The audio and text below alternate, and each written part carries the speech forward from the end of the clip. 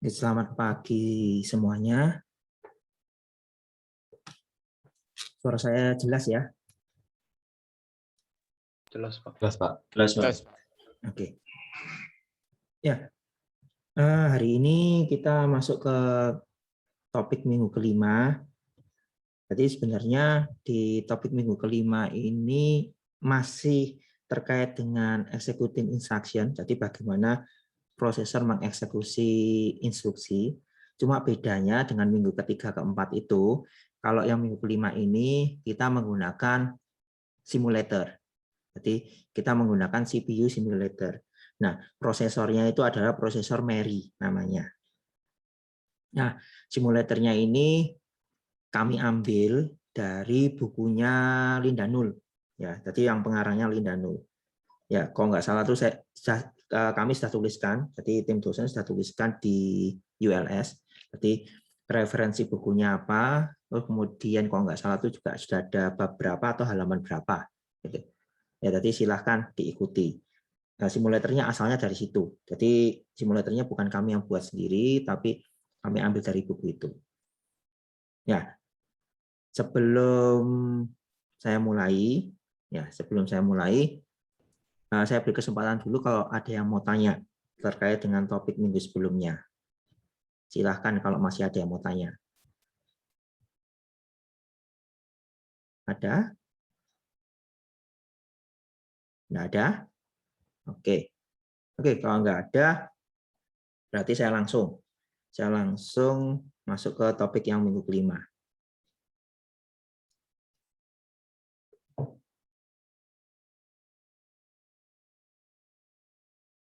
Ya, jadi di sini ini overview singkat. Jadi overview singkat khususnya terkait dengan Mary Architecture. Karena kalau kita sudah berurusan dengan prosesor,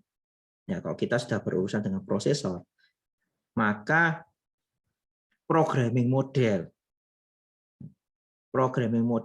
itu spesifik untuk prosesor tersebut. Ya, di minggu ketiga keempat itu kita banyak bicara arsitektur secara umum. Kemudian waktu kita sampai di contoh tentang eksekusi instruction, ya eksekusi instruksi itu kita mulai masuk ke spesifik prosesor. Cuma waktu itu kan saya cuma ngomong ini prosesor A, gitu. Atau mungkin saya ngomong prosesor X, saya lupa prosesor A atau prosesor X. Ya pokoknya ya intinya ini prosesor sesuatu gitu. Nah, tapi nggak ada namanya. Nah, di CPU simulator ini oleh yang desain prosesornya diberi nama prosesornya namanya prosesor Mary, yaitu ada singkatannya. Saya lupa singkatannya, mungkin nanti di sini ada. Ya, don't care, enggak peduli singkatannya, tapi intinya ini adalah prosesor Mary. Oleh karena itu dikatakan Mary Architecture. Kenapa Mary Architecture? Karena menggunakan Instruction Set Architecture atau ISA. Nah, instruction set itu apa? Nanti di pertemuan-pertemuan berikutnya. Ya, cuma kalau nggak salah saya sudah singgung bahwa instruction set itu daftar instruksi yang disupport oleh prosesor. Ya, itu. Jadi kalau kita ingin menggunakan suatu prosesor, berarti kita harus mempelajari programming model itu dengan catatan. Ya, dengan catatan. Ada dengan catatannya. Dengan catatan kalau Anda menggunakan programming language, menggunakan bahasa pemrograman yang yang low abstraction.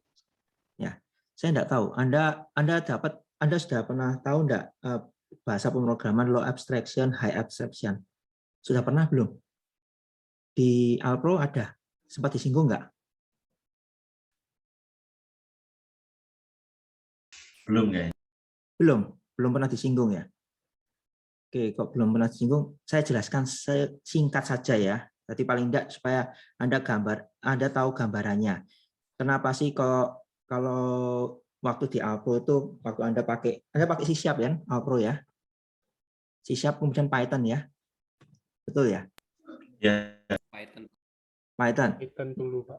Oh, Python dulu. Oke. Anda pakai Python dulu. Mungkin nanti C# atau mungkin Python semua. Saya tidak tahu. Ya. Cuma yang pasti waktu Anda pakai Python, Anda tidak peduli itu prosesornya apa. Ya. Nah, bahasa pemrograman yang seperti itu dikatakan high abstraction, ya, programming language, saya singkat PL ya.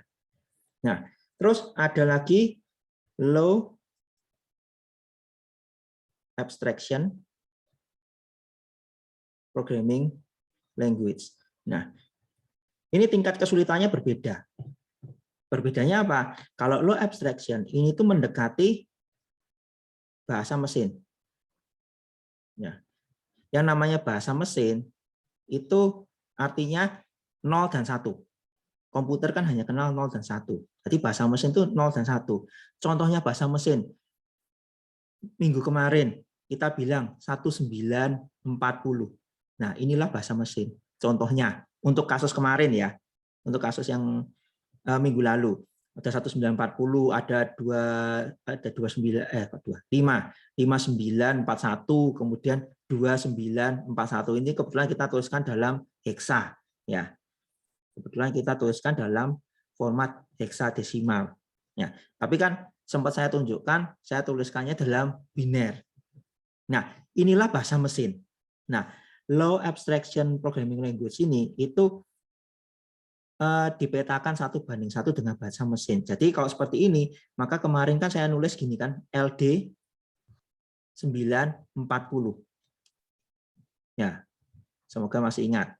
Kemudian di sini dituliskan add 941. Lalu SW 941. Nah, inilah bahasa assembly. Ya. Bahasa assembly ini itu termasuk golongan dari low abstraction programming language. Jadi bahasa yang low abstraction programming language itu mendekati bahasa mesin. Itu sebabnya biasanya bahasa yang low abstraction ini itu lebih sulit dipelajari ya, oleh manusia. Bukan berarti tidak bisa. Buktinya Anda bisa kok, ya kan? Anda bisa ngerjain tugas, berarti kan Anda bisa pelajari itu. Tapi tidak semudah kalau kita menggunakan yang high abstraction. Apalagi kalau misalnya Anda ingin membuat suatu tampilan grafis yang indah. Ya. Kalau Anda menggunakan low abstraction programming language untuk membuat tampilan grafis yang indah, itu penderitaan besar itu. Ya. Terus terang, itu penderitaan besar. Jadi sulit sekali. Oleh karena itu biasanya kalau untuk software aplikasi itu sangat disarankan itu Anda menggunakan high abstraction programming language. Kenapa? Karena di high abstraction programming language ini itu sudah banyak library-library yang sudah dibangun ya untuk mensupport programmer dalam membuat programnya itu. Dan juga bahasa yang digunakan itu lebih mudah dipahami oleh programmer karena mendekati bahasa manusia. Jadi high abstraction itu artinya bahasa pemrograman yang mendekati bahasanya manusia. Kalau yang low abstraction bahasa pemrograman yang lebih mendekati bahasanya mesin. Itu. Nah, pertanyaannya, mungkin Anda bertanya lanjutan, kenapa sih harus belajar low abstraction programming language? Nah, low abstraction programming language ini sangat diperlukan jika Anda ingin melakukan optimasi. Ya, optimasi di sini itu optimasi terkait dengan proses yang low level, misalnya copy file, kemudian nanti ada yang terkait dengan misalnya dengan I/O dan lain sebagainya.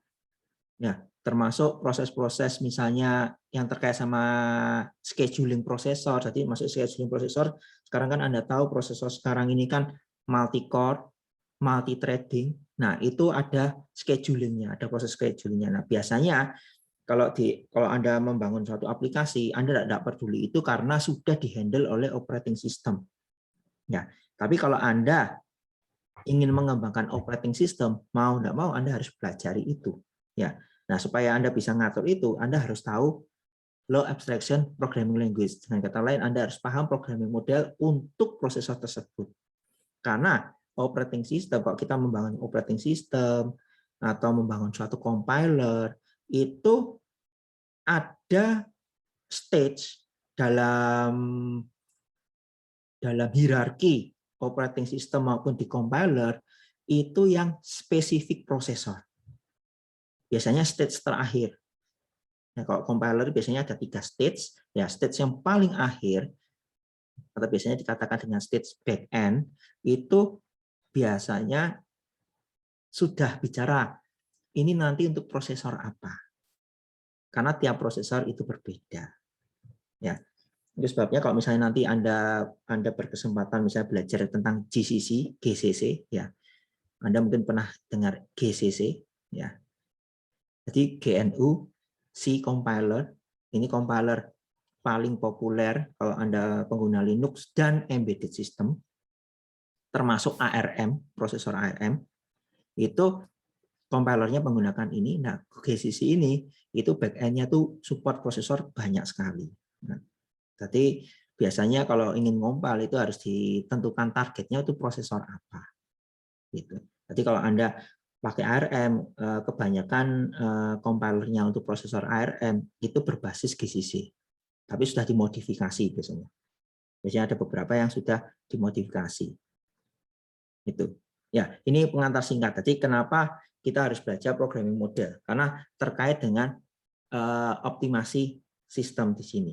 Jadi kalau misalnya Anda ingin membuat, terutama bagi Anda yang nanti bergerak di IoT, nah kalau Anda buat program yang spesifik, yang custom, yang khusus untuk suatu hardware tertentu, maka Anda harus paham tentang programming model yang kita bahas di mata kuliah ini. Ya, itu kurang lebihnya seperti itu. Ya, oke. Balik lagi ke slide. Ya, itu pengantar saja. Jadi supaya Anda dapat gambaran. Jadi kenapa sih kalau misalnya kita belajar spesifik prosesor itu kalau kita ingin menggunakan suatu prosesor, kita harus belajar prosesor tersebut. Kalau ganti prosesor kita belajar ulang. Ya, dengan lain seperti belajar dari nol. Oleh karena itu biasanya kalau misalnya ada perusahaan paling mudah smartphone lah, perusahaan smartphone. Misalnya Anda lihat ini, misalnya saya sebut merek aja biar mudah. Misalnya Samsung gitu. Anda lihat prosesor ARM yang ada di gadgetnya Samsung, ada di device-nya yang buatannya Samsung, itu pasti sama semua. Maksudnya sama itu satu generasi semua. Misalnya Exynos, ya Exynos semua, tidak pernah ganti-ganti. Ya, tidak pernah ganti-ganti. Kenapa? Karena begitu ganti, programmernya, termasuk desainer hardware-nya harus belajar ulang dari nol. Dan itu butuh waktu. Anda lihat, misalnya merek lain juga, nanti lihat prosesornya jenisnya ini, pasti ya itu terus. Ini cuma upgrade versi, tapi kan tetap dari keluarga yang sama. Berarti keluarga prosesor yang sama. Gitu. Nah, kalau selama itu keluarga prosesor yang sama, berarti semuanya itu mirip. Bedanya untuk prosesor yang generasi yang lebih baru itu biasanya ada instruksi tambahannya untuk supaya prosesor itu lebih powerful lagi untuk aplikasi-aplikasi, tuntutan aplikasi-aplikasi yang sekarang. Nah, biasanya user kan minta, smartphone-nya harus bisa gini, bisa gitu. Nah, itu berarti prosesornya harus support. Oleh karena itu muncul prosesor generasi yang baru dengan tambahan instruksi, sehingga prosesor tersebut mampu menjawab permintaan dari user. Ya, tadi sebenarnya seperti itu. Nanti kalau misalnya Anda setelah ini nanti lihat Anda mulai amati device-device, pasti yang dari perusahaan yang sama itu prosesnya mirip-mirip. Kalaupun dia punya dua jenis prosesor, 3 jenis prosesor, ya pakainya cuma itu aja. Dia tidak akan banyak ganti. Kalau sampai 2 jenis prosesor, 3 jenis prosesor, berarti ada 3 tim. Kalau 3 jenis prosesor, 2 jenis prosesor biasanya ada 2 tim. Satu tim belajar yang prosesor A, satu tim lagi belajar prosesor B. Nah, itu tidak pernah gonta-ganti. Begitu ganti, butuh waktu untuk belajar ulang. Gitu. Nah, apalagi kalau sekarang ngeluarin produk, siapa yang cepat, dia yang menguasai pasar. Apalagi kalau begitu cepat, produknya langsung bagus. Langsung kompetitornya kalah semua. Ya, persaingannya kan sekarang seperti itu. Oke, itu intermezzo di awal. Ya, sekarang kita masuk ke materinya. Ya, hari ini kita nanti akan saya singgung tentang arsitektur dari memory processor. Kemudian nanti akan saya jelaskan tentang simulatornya seperti apa. Kemudian nanti akan saya contohkan bagaimana menuliskan bahasa assembly. Jadi program dalam bahasa assembly sederhana ya yang diimplementasikan di sistem yang menggunakan memory processor, dengan kata lain nanti di simulatornya. Nah, untuk menjalankan simulator, komputer Anda harus sudah terinstall Java Runtime Environment minimal itu ya, minimal Java Runtime Environment. Ya, kalau Anda mau pakai JDK, jadi Java Development Kit, silahkan. Ya, tapi sebenarnya tidak perlu itu, cukup runtime saja sudah oke. Kalau misalnya di komputer Anda belum ada JRE, silahkan install dulu sebelum menjalankan simulatornya, karena simulatornya ini berbasis Java. Ya, oke. Nah, sekarang saya masuk. Nah, ini tujuan terkait kenapa kita harus belajar di topik ini, berarti supaya Anda ngalamin ini pengalaman seolah-olah tuh Anda membuat program untuk suatu jenis prosesor yang real, ya, walaupun kita tetap menggunakan simulator. Ya. Nah, sekarang arsitektur dari prosesor memory. Nah, memory ini kebetulan ada singkatannya, jadi machine architecture that is really intuitive and easy. Ya, tadi singkatan MARIE. Jadi ini prosesor yang simple, yang sengaja didesain untuk belajar.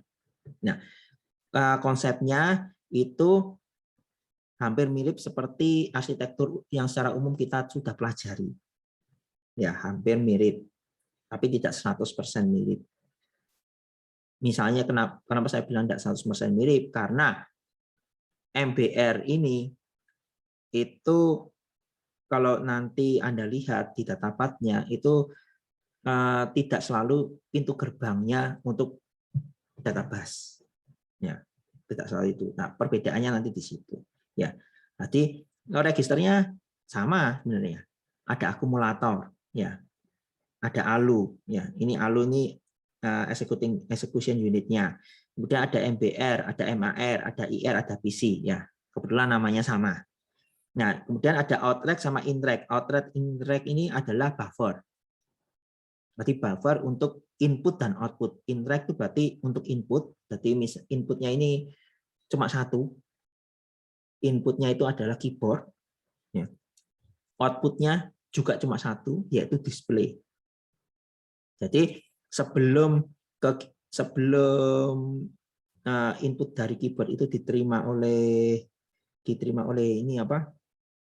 Prosesor, itu input dari keyboard disimpan di intrack dulu. Dan sebelum hasil apapun yang ingin ditampilkan di display di layar monitor, itu semuanya disimpan di outrack dulu. Setelah di outrack baru ditampilkan di layar monitor. Jadi ini outrack dan intrack itu adalah buffer, I/O buffer, dan kata lain seperti itu. Ya, memorinya itu kapasitasnya adalah 4 kilo. 4 kilo word. Ya, kapasitasnya 4 kilo word. Ya. Dan alamatnya 0 sampai 4 kilo dikurangi 1. Ya, dengan kata lain ini 12 bit. Ya. Kelihatannya saya sudah pernah ngomong ya, kenapa alamatnya mulai dari 0. Ya. Jadi karena untuk bilangan biner, bilangan paling kecil itu 0 semua. Ya, 0 semua itu kalau dikonversi ke misalnya ke desimal atau ke heksa itu pasti 0. Ya. Jadi alamatnya pasti mulai dari 0 sampai 4 kilo dikurangi 1. Kalau Anda ada hitung 1, 0, 1, 2 sampai 4 kilo dikurangi 1, pasti jumlahnya 4 kilo. Ya. 4 kilo di sini 2 pangkat 12 ya. Jadi kalau kita bicara tentang 4 kilo, ya, berarti 4 kilo di sini itu sebenarnya itu 2 pangkat 12, artinya 4096 kalau dalam bentuk desimal. Ya. Jadi karena basis 2 berarti 2 pangkat. Jadi 4 kilo itu enggak 4000 di sini, tapi 4096. Oke. Terus, nah spesifikasinya ini mirip seperti yang di minggu keempat, mirip. Ya, jadi prosesornya itu ya bilangan biner, terus komplement itu berarti gini. Yang minggu lalu itu kan saya gambarkan tipe bilangannya itu integer. Ya, ini bit ke 0, ini bit ke 15, ya, bit 0 sama bit 15. Ya. Lalu di bit 15 ini itu ada satu bit. Nah, satu bit ini itu untuk plus atau negatif. Ya, kalau bit 15 ini 0 itu artinya positif. Kalau bit 15 ini 1 itu artinya bilangan negatif. Ini yang dimaksud dengan two's complement. Ya, ini tipe bilangannya itu integer. Ya, store program, jadi programnya nanti disimpan di memori. Fixed word length, berarti format instruksinya itu fix. Ya, kalau saya gambarkan format instruksinya itu fix. Jadi ini bit 0, ini bit 15. Ya. Format instruksinya fix. Jadi ini opcode, ini address field.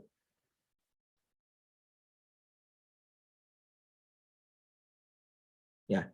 Nah, 4 kilowatt artinya 12 bit. Berarti ini bit 0 sampai bit 11. Opcode-nya mulai dari bit 12 sampai bit 15. Ya.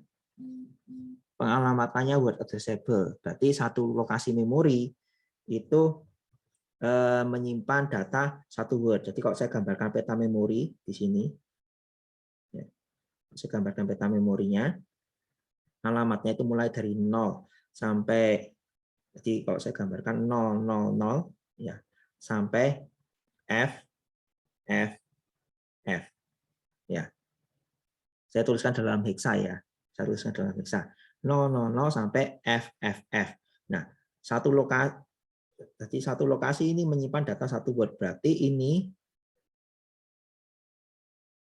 ya lebar datanya itu dalam word. Ini yang dikatakan word addressable. Ya. 4 bit opcode sudah, ini 4 bit opcode 12 bit. Jadi kalau namanya 4 bit opcode berarti maksimum instruksi yang disupport itu adalah 16. Kenapa 16? Karena 2 pangkat 4. Ya, kalau 4 bit opcode ya.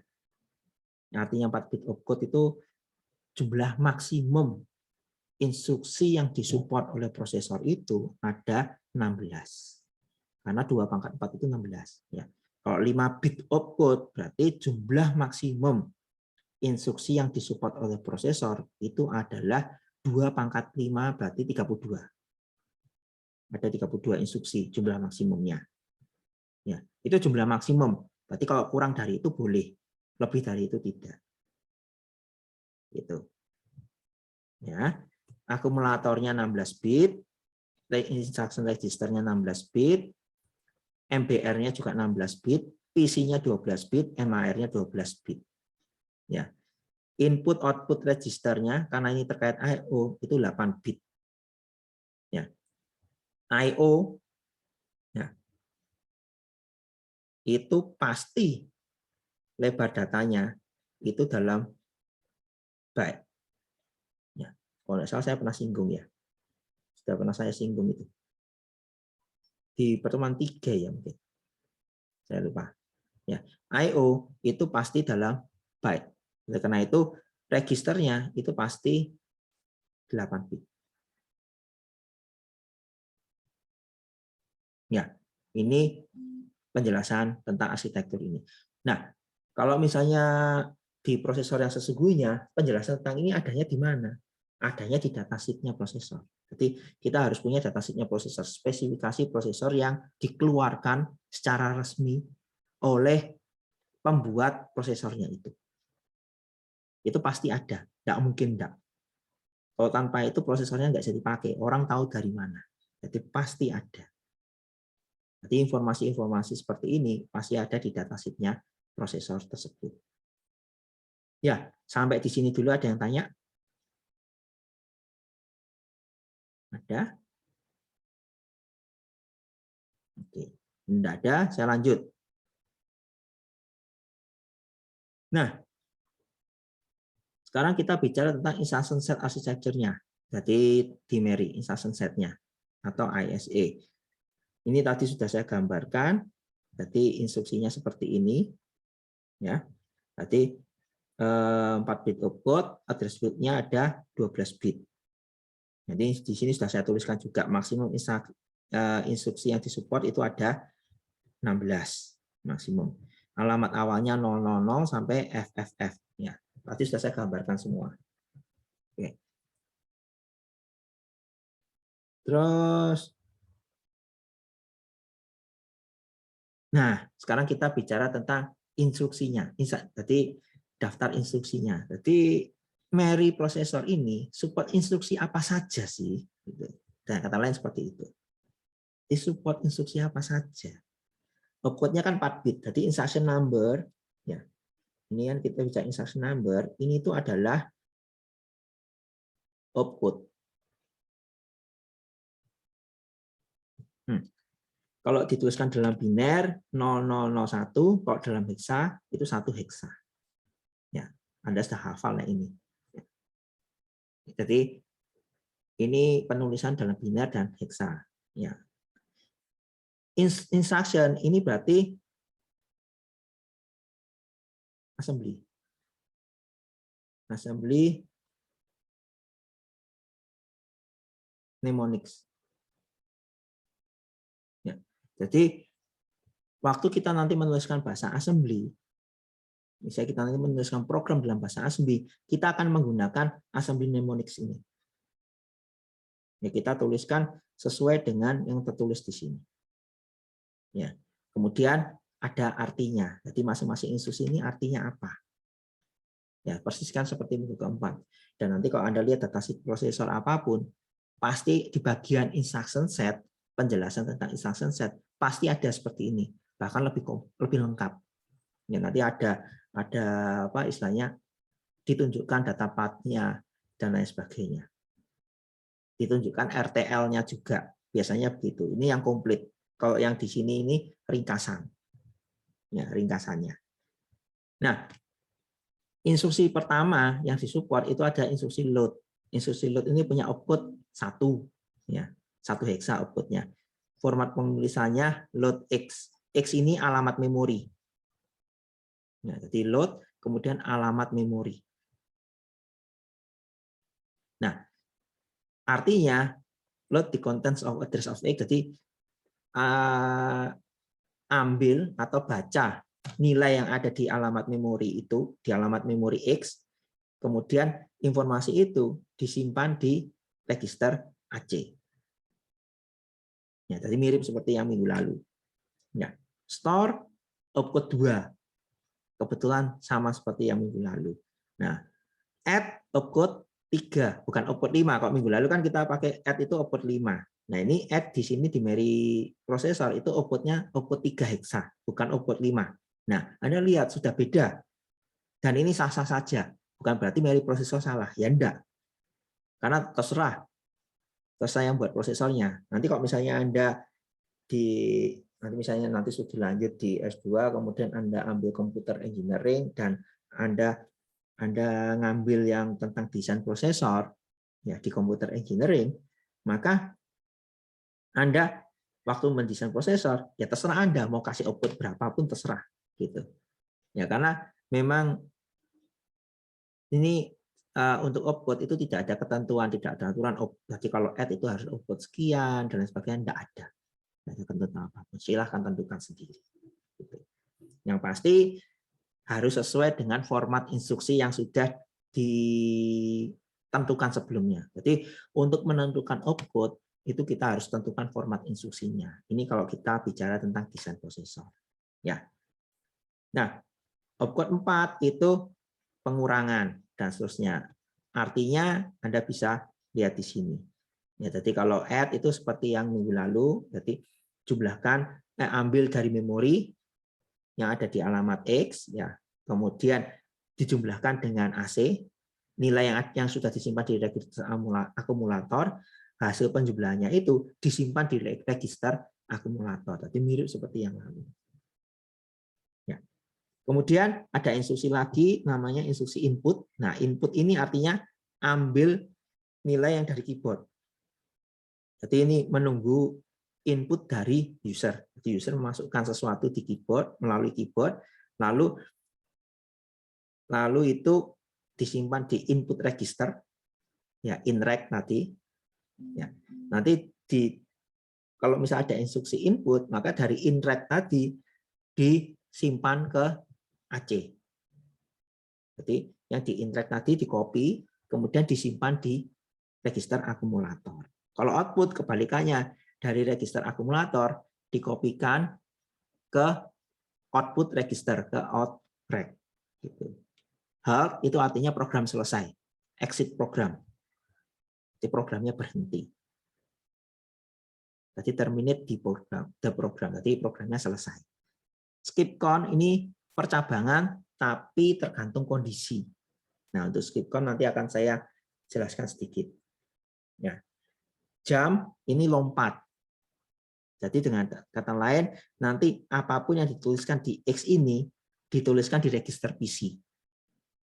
Jadi X ini misalnya alamat, misalnya jam 300. Jam 300, berarti X-nya 300 kan. Jam 300, maka 300 itu disimpan di register PC. Nah, kalau angka 300 heksa tadi disimpan di register PC, maka instruksi selanjutnya pasti ya 300 heksa itu. Karena PC itu kan menyimpan alamat instruksi yang akan dieksekusi oleh prosesor. Jadi jangan lupa definisi dari register PC. Jadi register PC kan fungsinya itu kan menyimpan alamat instruksi yang akan dieksekusi oleh prosesor. Kalau itu di register PC disimpan 300 heksa, maka alamat instruksi yang akan dieksekusi oleh prosesor itu pasti ada di lokasi memori alamat 300 heksa. Nah, itulah fungsi dari jam. Gitu. Ya. Oke. Sampai di sini dulu ada yang tanya.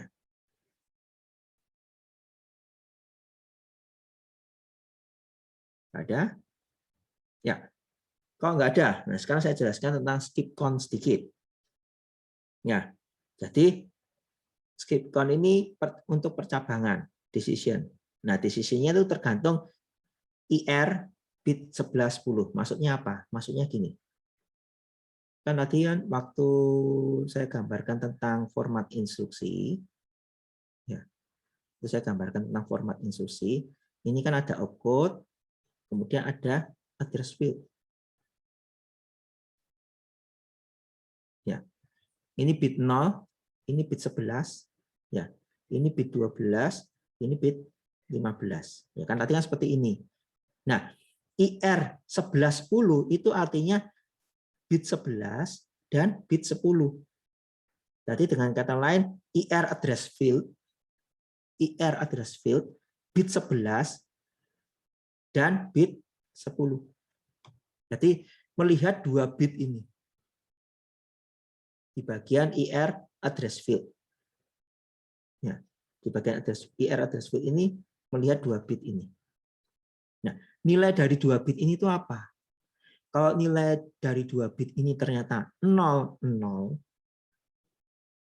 ya kalau nilai dari 2 bit ini ternyata 00, itu artinya kalau nilainya AC ini kurang dari 0, jadi nilai yang disimpan di register AC itu kurang dari 0, dengan kata lain bilangan negatif.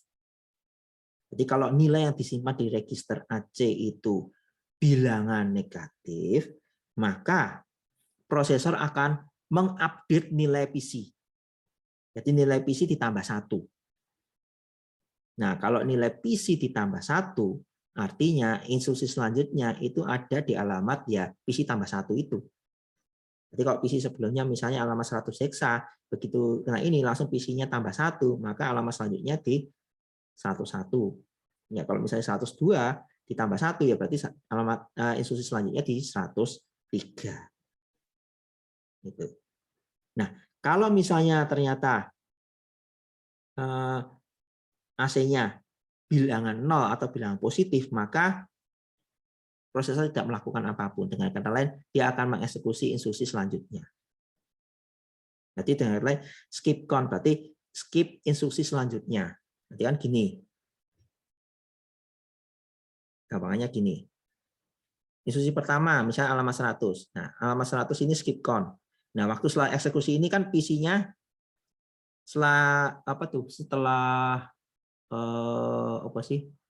Instruction fetch. Setelah instruction fetch itu kan PC-nya kan biasanya tambah 1 kan. Berarti kan PC-nya 101. Ya, masih ingat ya? Setelah instruction fetch kan PC-nya selalu tambah 1. Berarti PC-nya 101. Nah, ternyata ini skip count. Ya. Skip count. Nah, ternyata nilai AC ini 1. Ya. Nilai AC itu bilangan negatif. Nilai yang disimpan di register AC bilangan negatif. Maka yang dilakukan adalah PC-nya diupdate jadi 102. Maka instruksi selanjutnya itu yang dikerjakan yang ini. Yang ini dilewati. Itu artinya. Kalau ternyata bilangannya itu positif, ya, kalau ternyata bilangannya positif misalnya. Ya. Jadi kalau bilangannya positif, kan tadi kan PC-nya 101 setelah instruction fetch. Ternyata bilangannya positif yang disimpan di register AC. Maka nilai PC nggak ditambah 1, maka instruksi yang akan dieksekusi itu instruksi selanjutnya yang akan dieksekusi ada di alamat 101. Berarti instruksinya di 101 tidak dilewati. Nah, ini yang dimaksud di sini. Ya, yang dimaksud ini. PC ini diupdate nilainya. Itu. Kalau misalnya bit 1110 itu 01, itu kalau nilai register AC-nya itu 0, nilai PC diupdate. Selain itu enggak.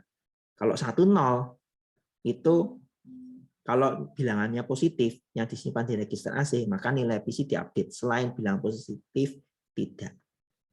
Nah, kalau yang 11 nggak dipakai. Jadi bit 1110 kalau nilainya 11 itu don't care, nggak dia maksudnya diabaikan, tidak dieksekusi. Jadi ya langsung ke instruksi selanjutnya. Karena memang tidak digunakan di sini. Oke? Sampai sini ada yang tanya?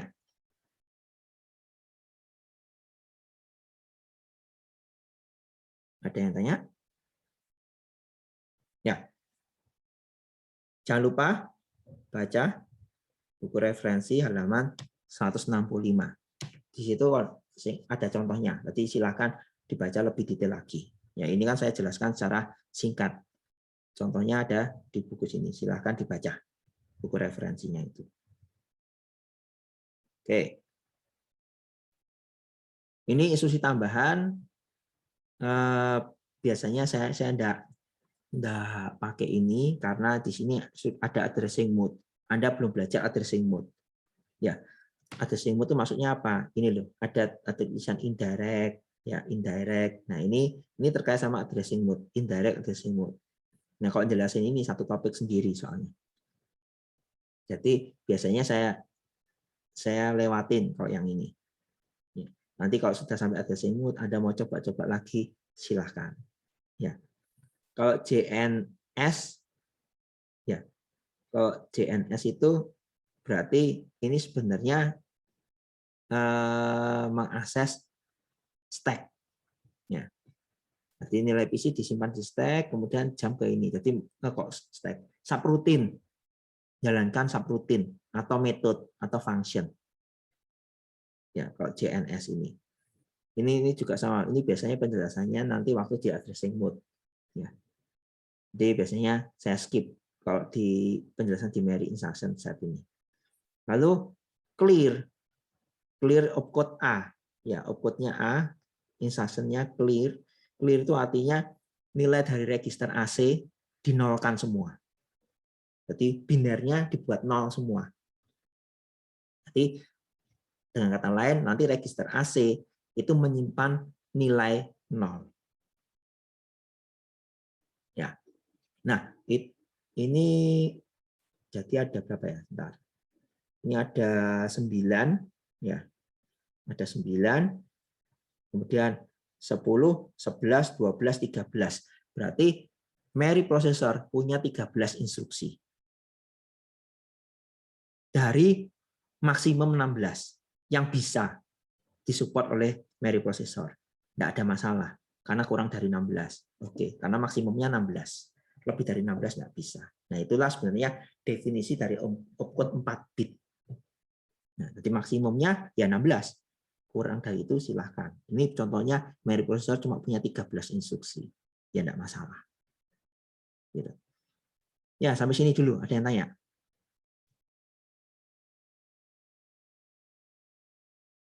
Ada? Belum, Nggak ada? Pak. Belum?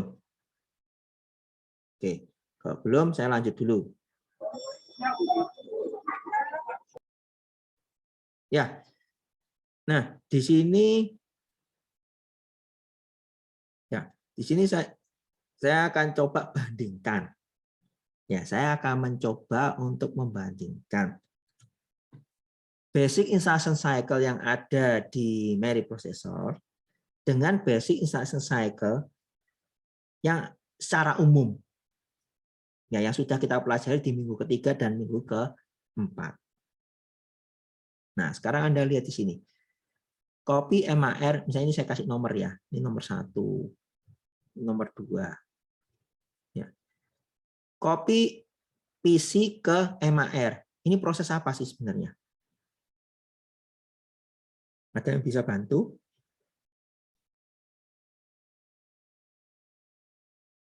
Kalau di basic Instruction instruction, fetch, Pak. iya, betul. Jadi masuk di sini ya. Masuk di instruction fetch. Untuk nomor 2, copy the contents of memory at address MAR to IR. Berarti ini kok saya tuliskan, berarti bisa bilang IR gini, MAR. Ya. Lalu PC plus 1. Ya. Nah, ini termasuk di proses yang mana sih? Ada yang bisa bantu?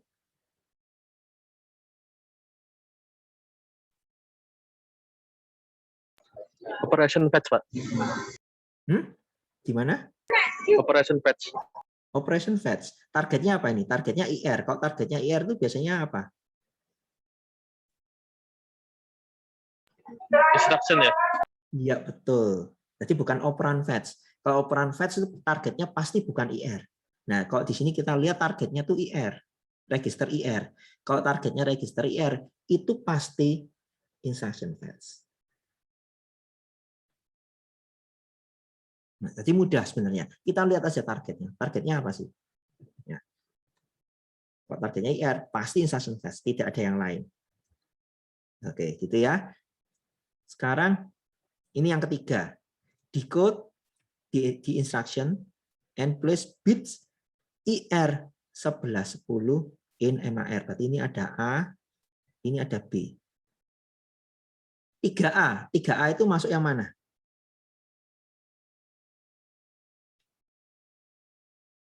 Decode di instruction. Itu masuk yang mana? Di basic instruction. Instruction decoding itu. Iya, betul. Ini 3A.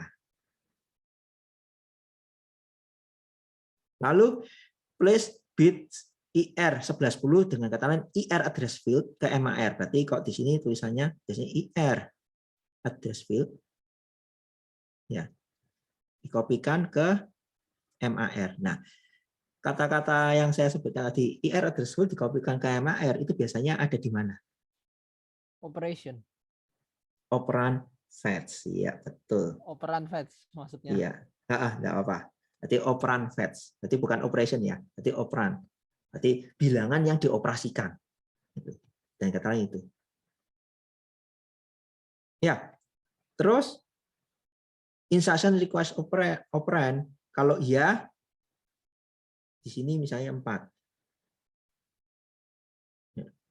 Copy the contents of memory at address MAR to MBR. Berarti ini MMAR ya, dikopikan ke MBR. Nah, kata-kata itu ada di mana biasanya kalau saya nyebutkan kata-kata itu? MMHR kopikan ke MBR.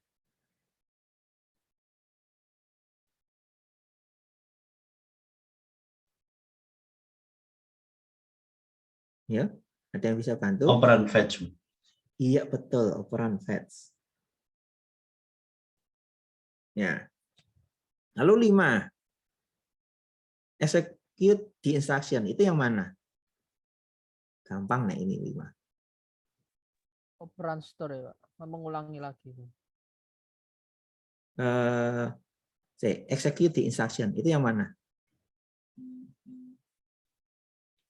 Berarti sebenarnya kalau kita bicara tentang execute the instruction, itu satu kelompok ini. Ya, sebenarnya itu. Jadi termasuk operan store, termasuk data operation. Jadi untuk memory processor itu operan store-nya dikelompokkan di execute the instruction. Gitu. Nah, jadi kalau Anda lihat yang waktu kita pelajari di minggu ketiga keempat itu kan secara umum, basic instruction cycle secara umum. Nah, begitu sampai di spesifik prosesor, Anda lihat ternyata prosesnya itu ya sama sebenarnya.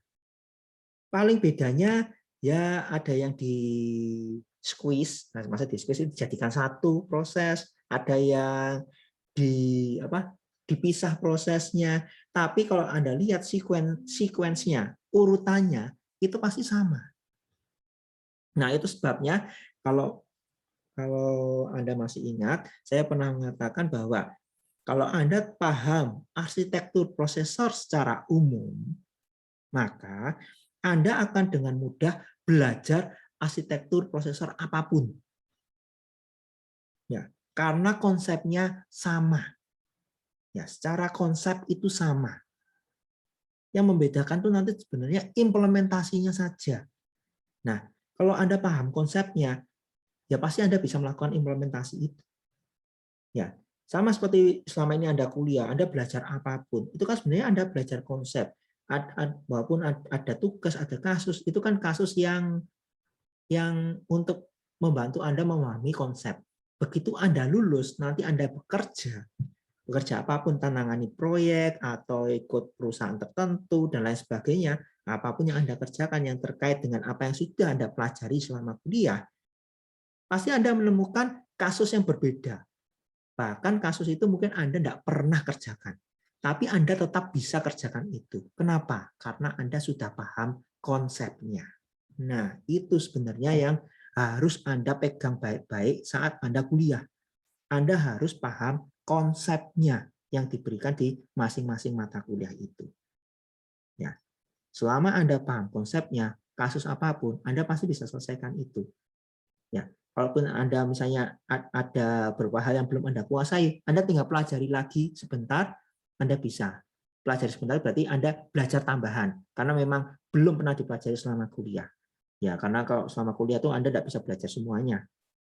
Tidak mungkin belajar semuanya. Jadi yang diberikan itu adalah fondasi.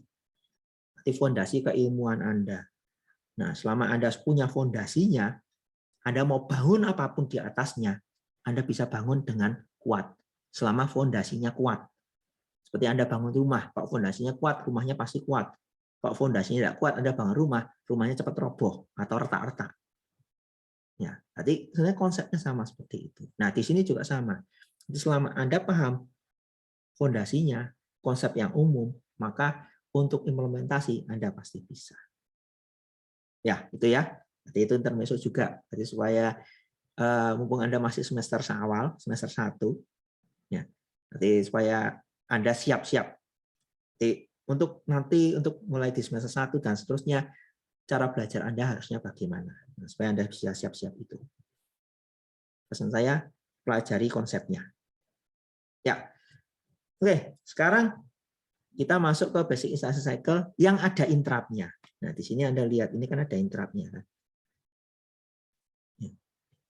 Ada interrupt-nya. Nah, di sini kalau ada interrupt, ya, kan ini pertanyaannya kan gini. Ini misalnya saya berikan A, ya.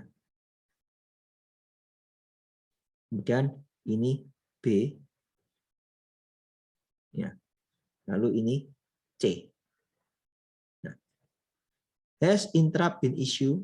Ini kalau di yang bagian saya lingkari ini masuk yang mana?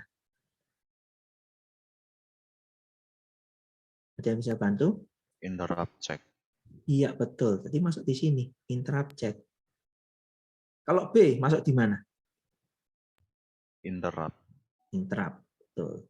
Kalau C berarti No interrupt itu, Pak. iya, berarti yang ke sini. Balik lagi ke depan ini C. Sama kan?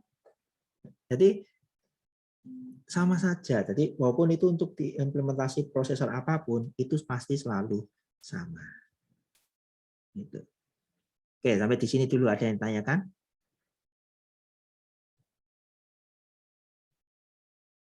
Nggak ada? Ya.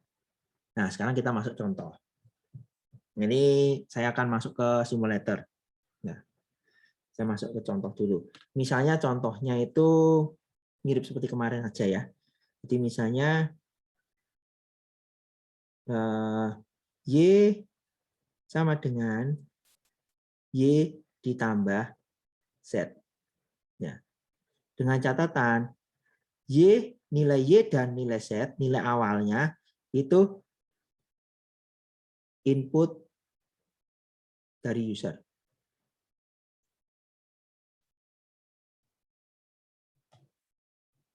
Ya, jadi nanti user menginputkan Y, kemudian menginputkan Z. Nah, berarti algoritmanya gimana kira-kira? Ya, kalau misalnya saya gambarkan flowchart-nya. Ya, saya gambarkan flowchart-nya. Berarti yang pertama itu apa? Input dulu. Iya, berarti minta input kan? Berarti misalnya input Y. Nah, setelah input Y, Input tentu saja Proses. input Z. Z. Ya. Input Z. Nah, setelah itu Proses. Masuk ke proses. masuk ke proses. Nah, prosesnya ini kan input ini kan berarti kan disimpan di memori. Berarti sekarang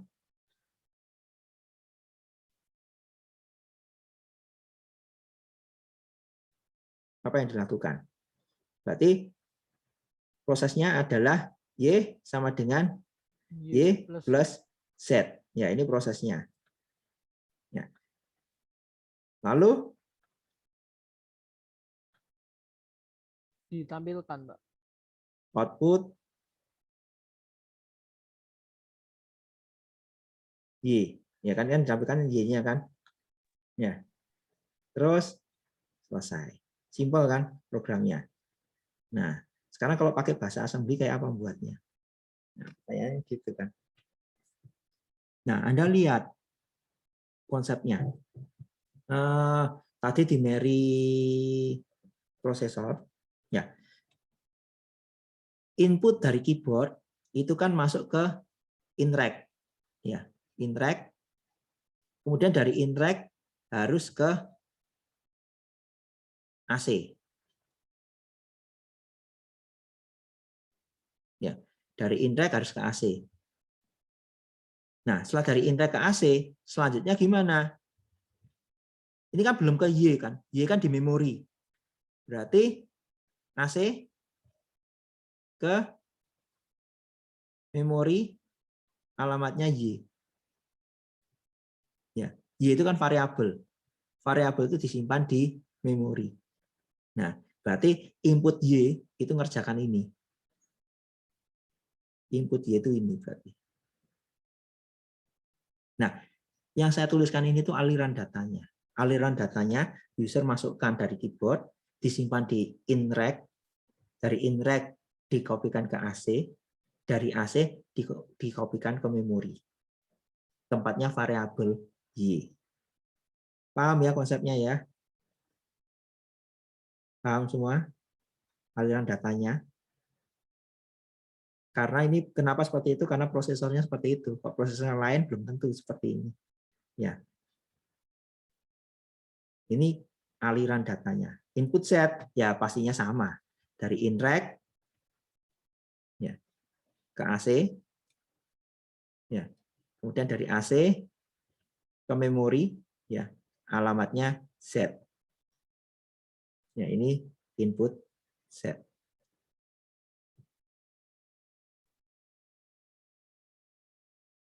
Nah, sekarang untuk Y sama dengan Y plus Z, berarti kan nilainya ini kan ada di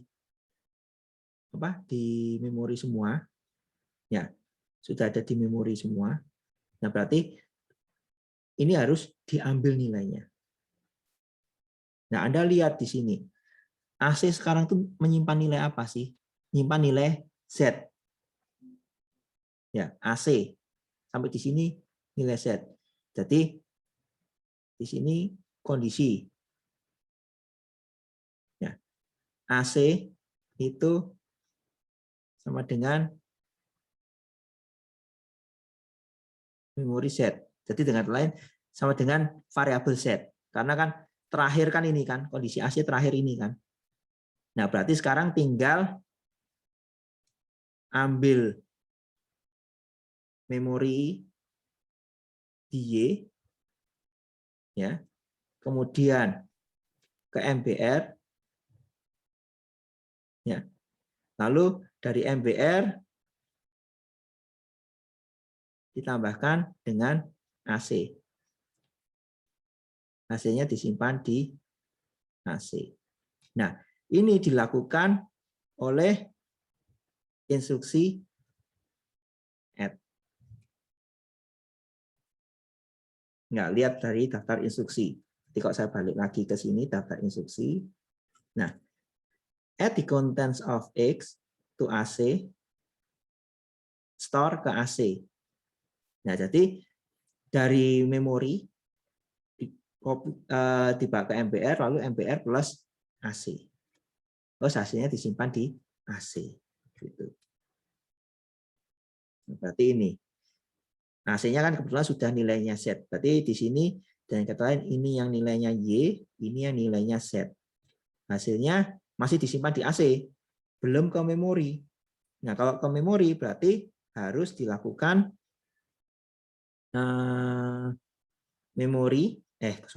AC ya ke memori Y. Berarti ini sudah disimpan di variabel Y. Ya. Ingat variabel itu di memori ya. Selalu Anda ingat. Kalau kita bicara tentang variabel, itu berarti nilainya disimpan di memori, bukan di register. Ya, variabel itu nilainya pasti disimpan di memori karena variabel karena lokasi dari variabel itu di memori, bukan di register. Ya. Nah, berarti kedua proses ini itu output berarti dari AC ke outrack. Nah, kalau dari AC ke outrack otomatis ke output. Selesai. Sampai di sini dulu ada yang tanyakan.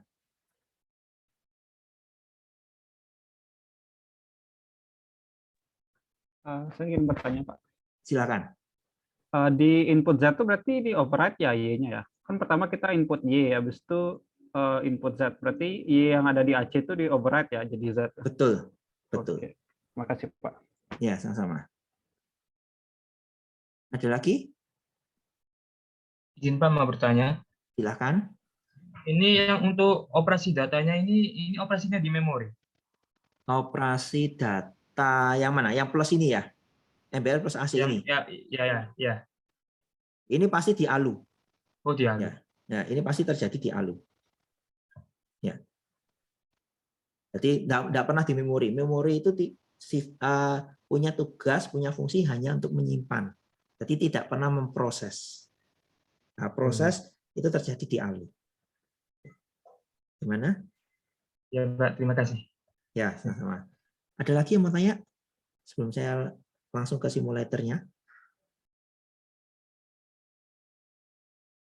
Oke, ya, jelas? Ya. Oke, kalau nggak ada yang tanya, sekarang saya ke simulator. Nah.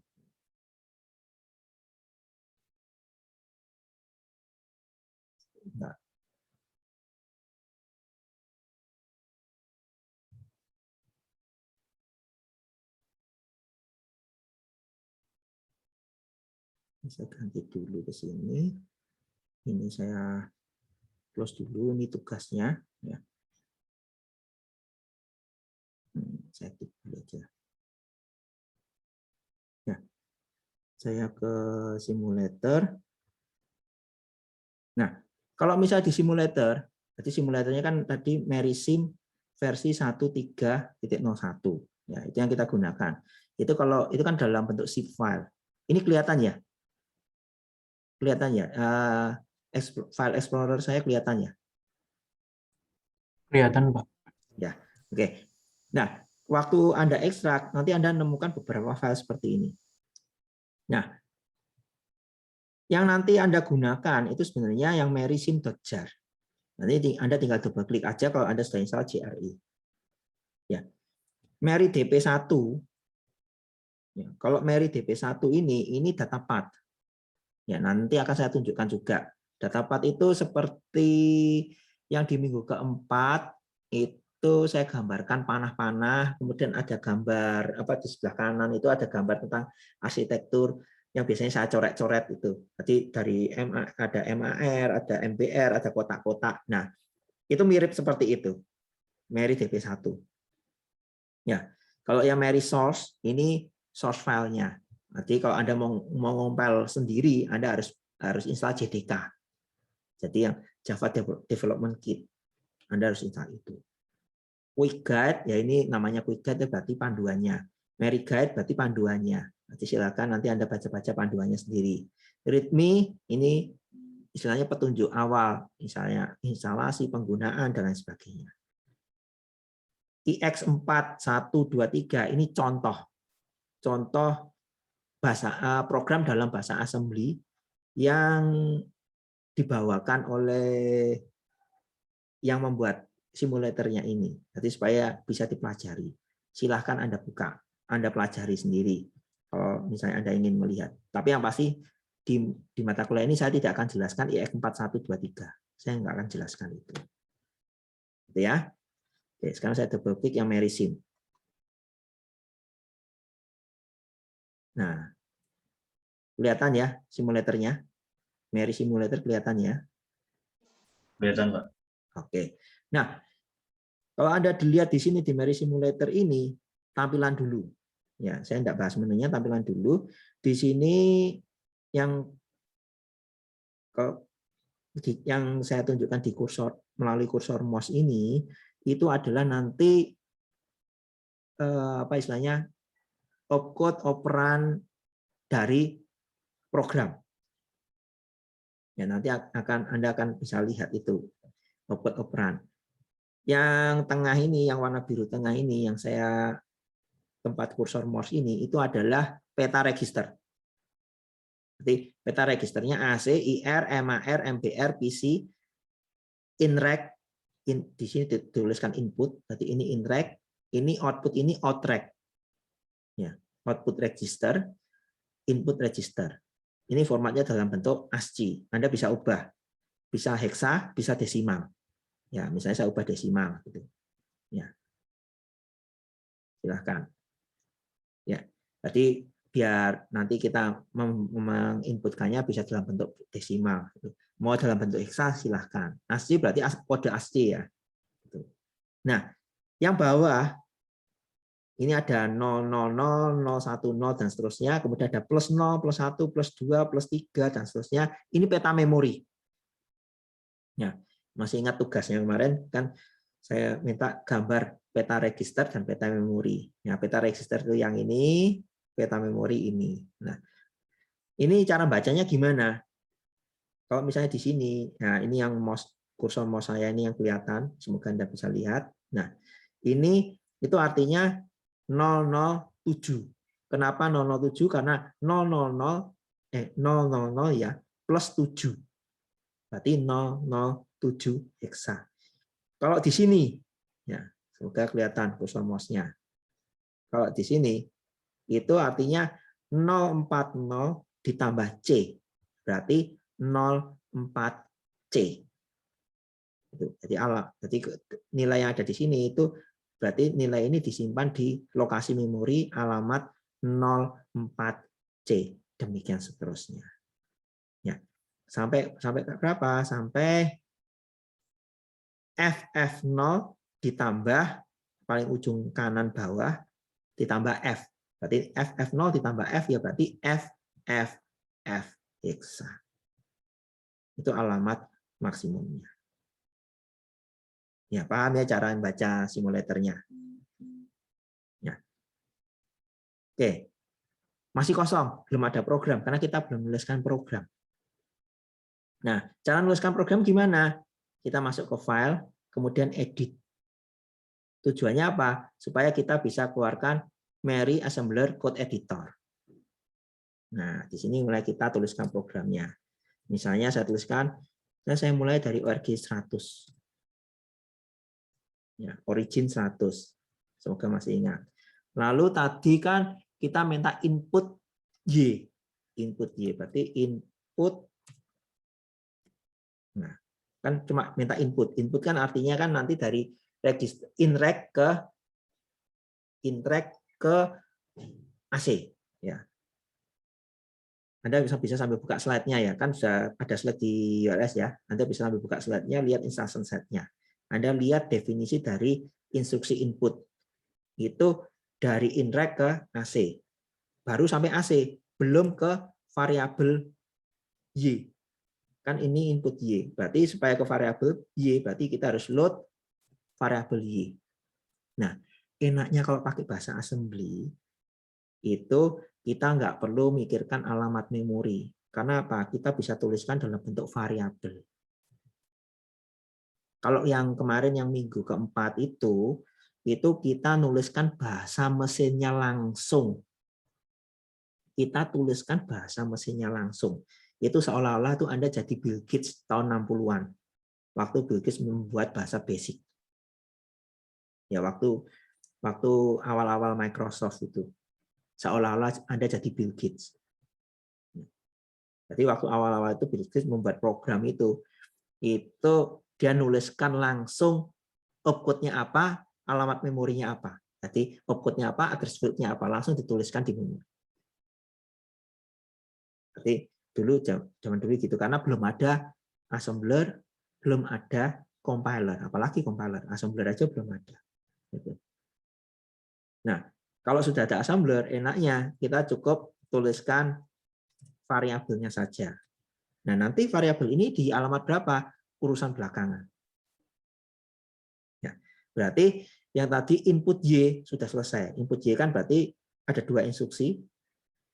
Yang bagian algoritma untuk input Y ada 2 instruksi, yaitu input dan load Y. Sampai di sini dulu ada yang tanya. Nggak ada? Jelas ya? Lalu input set. Ya berarti sama. Kalau input set berarti input lalu load set. Ya. Oh ya, kalau pakai assembly itu Anda mau pakai huruf kecil semua, huruf besar semua, tidak ada masalah. Ya, karena assembly itu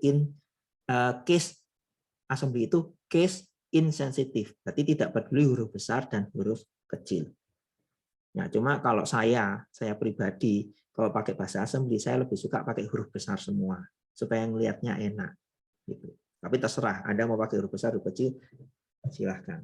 Cuma kalau saya lebih suka huruf besar semua. Ya, itu sebabnya kenapa di sini saya tuliskan pakai huruf besar semua. Ya, siapa tahu Anda tanya, itu harus huruf besar atau huruf kecil? Nah, jawabannya itu. Mau campur besar kecil ya silahkan. Ya, oke, balik lagi sini. Input Y sudah, input Z sudah. Terus setelah itu kan kita kerjakan Y sama dengan Y plus Z. Nah, berarti AC ditambah dengan kok load, sorry, saya salah. Bukan load, ini store. Biru. Kan simpan ke memori kan, bukan load itu ngambil, kebalik. Ya, berarti input store. Ya. Nah, karena AC nilai di register AC itu sudah set, berarti kita tinggal ambil nilai Y. Ambil nilai Y kemudian dijumlahkan. Itu menggunakan instruksi add. Berarti add Y. Ya. Add Y. Setelah add Y, hasilnya kan disimpan di akumulator. Nah, supaya bisa disimpan di register Y, di register Y, bisa disimpan di variabel Y, berarti store Y.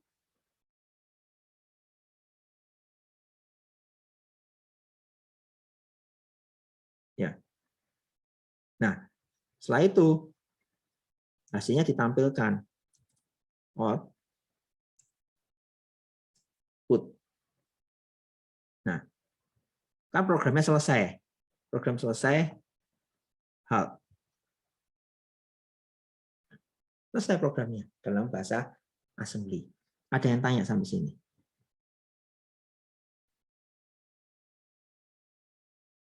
Itu tadi yang misi Pak mau tanya Pak. Ya, silakan. Yang tadi yang add Y itu untuk apa Pak? Add Y. Add Y itu kan mengambil nilai dari variabel Y, kemudian ditambahkan dengan akumulator. Hasilnya disimpan di akumulator. Nah, kebetulan setelah dua instruksi ini, nilai akumulator itu adalah nilai yang sama seperti yang disimpan di variabel Z. Ya, berarti nilai yang sama disimpan di variabel Z. Nah, karena nilai yang sama seperti yang disimpan di variabel Z, maka kita tidak perlu ambil lagi nilai dari variabel Z. Gitu. Tapi kalau misalnya nilai yang di akumulator bukan nilai variabel Z, berarti kita harus tambahkan load Z. Ya, berarti kalau misalnya Anda mau tuliskan gini juga tidak ada masalah sih, load Z gitu. Tidak ada masalah, tapi load Z ini double. Ini sebenarnya langkah yang tidak perlu. Karena nilai di akumulator sudah Z. Ya. Tapi mau seperti ini juga tidak ada masalah. Gitu. Gimana? Oh iya Pak, sama yang tadi bawahnya ini dua ini aku lupa, yang sama store ini Pak. Itu apa Pak? Nah, waktu add hasil penjumlahannya kan masih disimpan di akumulator. Nah, mungkin saya tambahkan begini aja biar jelas. Ya, ini tadi kan input Y. Ya, lalu yang ini input Z. Nah, yang ini itu Y sama dengan Y plus Z. Ya. Kalau Y tambah Z yang add Y ini, itu kan hasilnya masih di akumulator. Belum disimpan di variabel Y. Nah, supaya disimpan di variabel Y, berarti kita harus store Y. Store Y itu artinya nilai dari register akumulator disimpan di lokasi memori, lokasinya variabel Y yang ada di memori. Berarti barulah selesai operasi Y sama dengan Y plus Z. Nah, kalau yang ini berarti output Y. Kemudian programnya selesai. Oke? Oke, paham Pak. Terima kasih Pak. Ya, sama-sama. Ada lagi mau tanya? Pak, saya mau tanya. Silahkan. Ya, berarti untuk yang sekarang ini nggak perlu memikirkan itu Pak, alamat memorinya gitu. Jadi kan yang kemarin ada 100, 101, 102 gitu. Sebenarnya sekarang, sama. Sebetulnya sama. Tetap kita mikirkan itu. Tapi oleh assembler itu kita dibantu. Kita cukup tunjukkan alamat awalnya dulu. Pakai ORG 100 misalnya. Nanti alamat awalnya 100. Nanti oleh assembler di alamat sendiri. Ini dikasih alamat 100, ini dikasih alamat 101, ini 102, ini 103 dan seterusnya. Nah, tinggal variabelnya yang belum di sini. Gitu. Berarti patokannya itu cuma ORG itu, Pak. Betul, patokannya cuma itu. Nah, nanti oleh assembler nanti diberi alamat sendiri. Nah, nanti kalau waktu setelah ini selesai, kemudian saya proses lebih lanjut, setelah saya assemble, nanti Anda akan lihat. Ya. Oke, terima kasih. Oke. Nah, ada lagi mau tanya? Nggak ada? Oke, kalau nggak ada saya lanjutkan. Ini belum selesai soalnya. Soalnya kita belum tentukan lokasinya variabel Y dan lokasinya variabel Z. Kita belum tentukan itu. Berarti kita tidak tahu di sini lokasinya di mana. Misalnya, sekarang kita tentukan variabel Y. Kita tentukan variabel Y. Lokasinya ya setelah instruksi halt itu berarti. Kemudian kita berikan nilai awal. Misalnya nilai awalnya dalam bentuk bilangan heksa. Berapa ya misalnya? Misalnya 001. Ini nilai awal. Terserah nilai awal. Ya, mau kasih angka 0 juga tidak ada masalah. Ini heksa, misalnya 002 misalnya. Atau mau berikan nilai 0 juga tidak ada masalah. Atau misalnya tidak usah 002, cukup gini hex 2 gitu tidak apa-apa. Nanti akan diatur sendiri hex 1. Oke, selesai. Berarti variabel Y kita sudah definisikan, variabel Z kita sudah definisikan juga. Kalau sudah selesai, kita save. Ya, misalnya apa ya? Contoh 1 aja lah.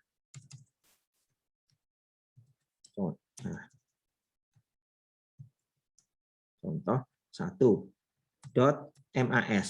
Kenapa .mas? Karena untuk Mary arsitektur ini, di simulatornya ini, assembly-nya Mary prosesor itu menggunakan ekstensi .mas. Ya, tapi nanti untuk prosesor yang lain mungkin ekstensinya beda. Mungkin bukan .mas tapi mungkin .asm gitu.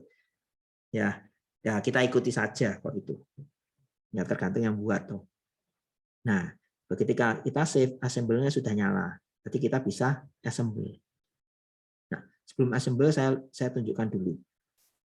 Ini sudah ada contoh 1 mas ya. Tadi yang file yang saya save kan sudah ada di sini. Nah, sekarang kita masuk di sini, saya assemble ya. Di sini tulisannya assembly successful. Berarti sudah selesai, sudah sukses. Nah, kita lihat ternyata begitu selesai kita melakukan assembly, muncul 3 file baru. LST, MAP, dan MEX. Ini ciri khasnya assembly. Berarti pasti muncul 3 file baru. LST, ini file paling penting. Anda kalau misalnya Anda sebagai programmer dalam bahasa assembly, Anda pasti lihat file LST ini. Ini pasti lihat. Karena disinilah informasi dari peta memori yang digunakan. Nah, maksudnya apa? Coba ya, saya eksekusi.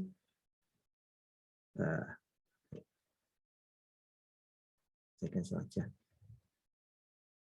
Saya buka pakai ini.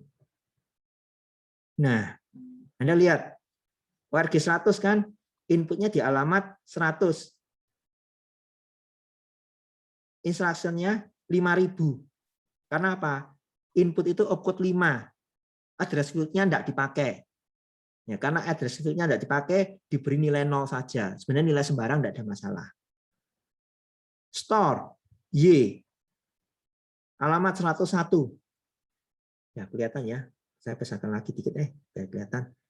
Store Y, alamat 101. Kan setelah alamat 100 kan tambah 1 kan, 101. Store, output-nya 2. Ya, silakan lihat di slide-nya. Output-nya 2 untuk store. Y itu di mana? Ini Y. Alamatnya di 109. Oleh karena itu 2109. Ya, seperti minggu lalu kan, persis sama. Nah, cuma bedanya kalau Anda pakai assembly, Anda tinggal tuliskan mnemonics-nya dalam bahasa assembly, kemudian assemble, nanti oleh assembler nanti akan di arrange-kan seperti ini. Nanti seolah-olah itu kita tidak mikirkan peta memorinya, tapi sebenarnya kita tetap mikirkan dengan memberikan nilai awalnya, jadi alamat awalnya yaitu ORG melalui ORG, origin. Jadi supaya tahu. Nah, terus nanti yang selanjutnya akan dituliskan sendiri oleh sini. Nah, demikian seterusnya, input 5.000, store Z. Z itu ada di 10A, oleh karena itu 210A. Ya. Load Z. Load itu 10A, walaupun load Z ini sebenarnya tidak perlu. Ya, load Z ini sebenarnya tidak perlu. Nanti Anda hapus pun tidak ada masalah. Tapi ini saya tuliskan aja supaya jelas. Ya. Nanti untuk optimasi silakan dihapus. Ya, dan seterusnya sampai selesai. Y, karena kita beri nilai awal 1, maka bernilai 0001. Satu heksa kan 0001. Ya. Kalau dalam bentuk 16 bit. Nah, kalau dalam bentuk bilangan 16 bit, itu kan pasti nulisnya kan 0001 heksa. 2 juga sama. Ya. Simbol tabel ini maksudnya gini, variabel Y ada di alamat 109, didefinisikan di alamat 109. Jadi lokasi dari variabel Y di alamat 109 digunakan di instruksi alamat 101, alamat 105, dan alamat 106. Lihat, ini apa? Y. Alamat 101 pakai Y. Alamat 105 pakai Y, alamat 106 pakai Y. Ya. Variabel Z didefinisikan atau lokasinya itu ada di 100A yang menggunakan instruksi di alamat 103 dan alamat 104. Variabel Z, alamat 103 dan alamat 104. Nah, informasinya lengkap ada di LST. Itu sebabnya tadi saya katakan kalau programmer dalam bahasa assembly itu pasti lihat file LST untuk ngecek peta memorinya benar enggak, variabelnya betul atau enggak, dan seterusnya. Sampai sini dulu, ada yang tanya? Oke, ada? Ya, terus satunya lagi, MAP. MAP itu apa? Kita lihat. Nah, MAP itu sebenarnya mapping, jadi memory map, peta memori untuk variabel. Di variabel apa saja yang digunakan di program ini, lokasinya di mana. Oleh karena itu di sini simbolnya, ini simbol variabelnya. Jadi variabel Y dan variabel Z. Variabel Y itu disimpan di lokasi 109, alamat memori 109, variabel Z di alamat memori 100A. Gitu. Nah, ini LST dan MAP. Kalau MEX itu apa? MEX ini binary file. Dengan kata lain, kalau di Windows itu file exe-nya. Ya, jadi ini yang nanti akan dijalankan di simulator. Gitu. Paham sampai sini?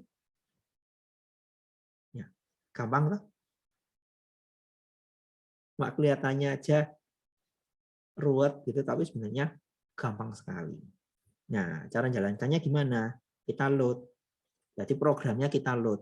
Nah, waktu di simulator ini kita load, itu artinya sebenarnya kalau di Windows itu Anda double klik. Ya, file exe-nya Anda double klik.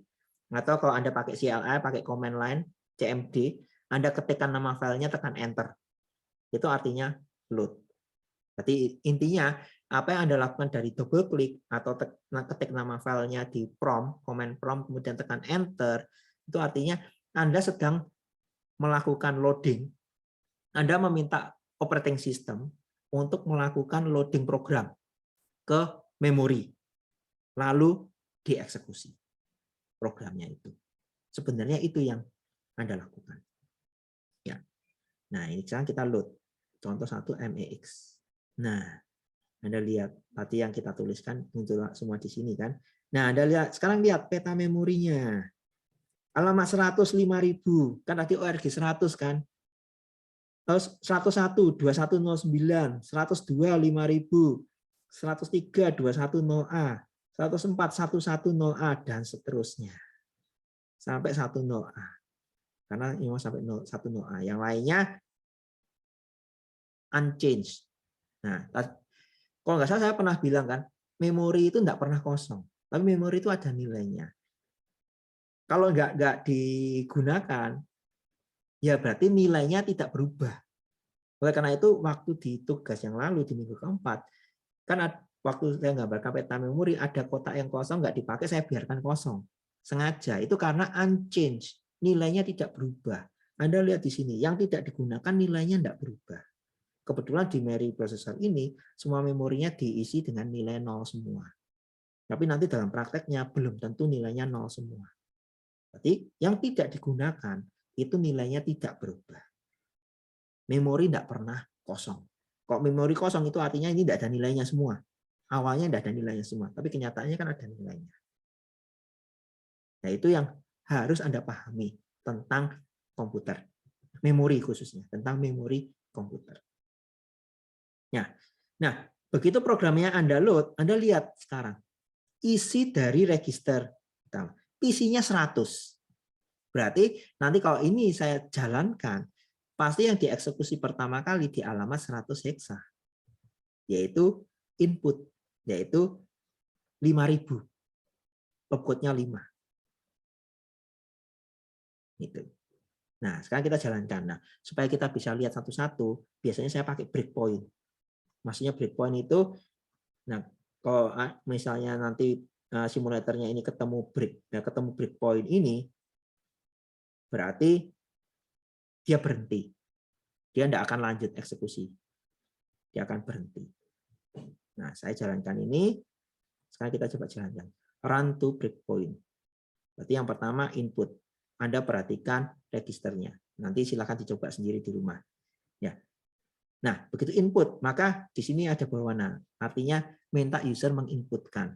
Misalnya kita beri angka berapa ya? 30 desimal. Ya. Kemudian saya tekan enter. Anda lihat sekarang. Waktu store Y itu di alamat 109. Ya. Anda lihat AC-nya kan tadi kan 30 itu kan 1E heksa. Nah, 1E heksa waktu store Y disimpan di Y. Lokasi memori tempatnya variabel Y yaitu 109. Tadi kan isinya 0001, sekarang jadi 001E.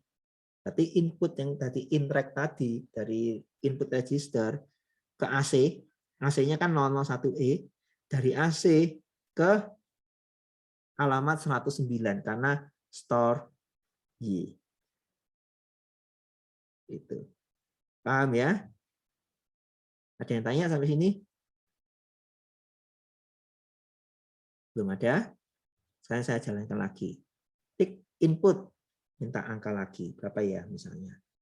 Misalnya 45 desimal. Tekan enter.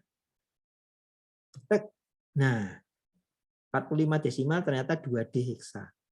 Kemudian store Z. Berarti sekarang disimpan di variabel Z. Variabel Z itu di alamat 100A heksa. Ya. Lalu run lagi, load Z 2D sekarang ke AC ya karena memang AC-nya sudah 2D ya kelihatannya tidak ada perubahan apa-apa. Itu sebabnya tadi saya bilang load Z ini sebenarnya tidak perlu, Anda bisa hapus. Ya, itu untuk optimasi, jadi supaya prosesnya lebih cepat dikit gitu, sedikit nanti karena hilang satu baris kode. Itu yang disebut dengan optimasi. Sebenarnya optimasi itu gitu. Ya, lalu saya klik lagi add Y. Nah, Anda lihat add Y. Berarti sekarang tadi itu 45 desimal ditambah 30 desimal. 45 desimal tambah 30 desimal. Hasilnya 4B heksa. Ya. Jadi dari 1E ditambah 2D. 1E ditambah 2D. Hasilnya 4B. Nah, tapi karena belum store Y, karena hasilnya masih di AC, maka variabel Y masih 1E nilainya. Karena belum store Y. nilainya masih disimpan di AC karena definisi add itu kan jumlahkan dengan isi konten memori dengan akumulator, hasilnya disimpan di akumulator. Nah, ini masih di akumulator. Supaya ke variabel Y, berarti kita harus jalankan store Y. Begitu store Y, Anda lihat. Nah, variabel Y sekarang berubah. Jadi nilainya jadi 4B. Nah, berarti sekarang prosesnya sudah selesai. Y sama dengan Y plus Z. Sudah selesai. Nah, selanjutnya tinggal ditampilkan output. Run to breakpoint. Nah, hasilnya 75 desimal. Ya, karena saya pakai format desimal di sini. 30 tambah 45, 75 desimal. Selanjutnya, selesai programnya. Anda lihat di sini, machine halted normally. Berarti programnya sudah selesai. Mesinnya, berarti sistemnya di stop. Sampai di sini ada yang tanya.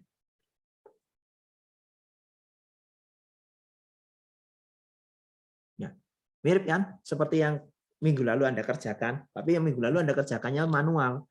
Anda coret-coret manual. Kalau ini pakai simulator. Gitu. Ya, bedanya cuma di situ. Anda mau TAT silahkan, Anda mau coba-coba nanti silahkan coba-coba sendiri di rumah. Ya, setelah ini. Oke ya.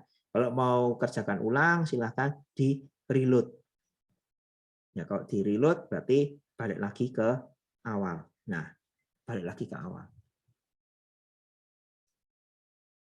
Oke.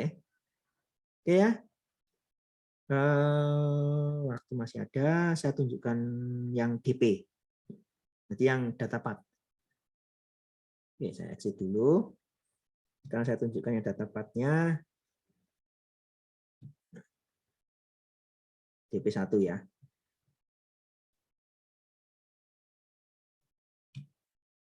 Oke. Di DP1 ini file sama load contoh 1 MEX. Ini kelihatan ya.